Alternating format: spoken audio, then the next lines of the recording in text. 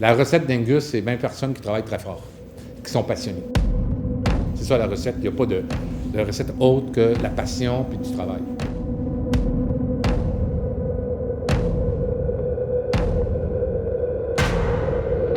C'est parti sur une utopie de dire on va mettre la main sur ce terrain-là, puis on va le développer en zone de création d'emploi, mais en zone de création d'emploi qui va servir aux gens du quartier. Et deux, on va essayer de faire en sorte que dans 50 ans, on ne revive pas ce qu'on vient de vivre avec la fermeture des shops. Les gens ne cherchaient plus une job pour survivre à la crise économique, ils cherchaient un milieu de travail qui avait une qualité en termes de milieu de vie. Les gens, on les remarque, sont fascinés par comment on arrive à intégrer tout ça. On a, oui, des entreprises, des édifices à bureaux, des commerces, on a aussi maintenant du résidentiel. Et puis c'est vraiment ça qu'Angus a incarné dès le départ, c'est cette mixité d'usages.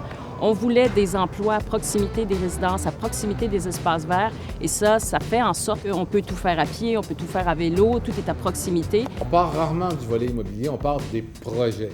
Est-ce que ça va apporter quelque chose au territoire, au site, à la ville?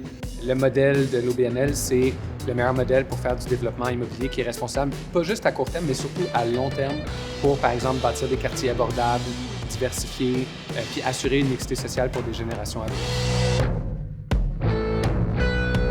Parce que les partenaires avec qui on travaille comprennent la valeur du travail ajouté de faire cette ingénierie de projet qui ne doit pas nécessiter un rendement immédiatement. Un des points vraiment forts de la SDA qui permet de faire des projets comme le Carré Saint-Laurent, qui dans l'ensemble s'est échelonné sur plus de 10 ans. Ça fait 5 ans qu'on travaille sur la halle alimentaire. C'est cette capacité de croire à la nécessité de faire le bon projet pour un bon lieu. L'Est est en mesure d'entrer dans une phase de redéveloppement. SDA fait partie du territoire de l'Est.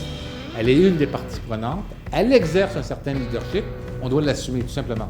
Avec les valeurs qu'on a, avec les principes, je trouve qu'on vient quasiment à chaque jour toucher le quotidien des gens, toucher la vie des gens, par ce qu'on fait, mais aussi par les principes qui nous guident. Il nous a pas vendu une bâtisse, là, puis ciao, bye, merci. Il nous a parlé d'un projet de communauté. Puis prendre une décision, quand tu penses à ça, la décision devient super facile. C'est ça l'innovation sociale.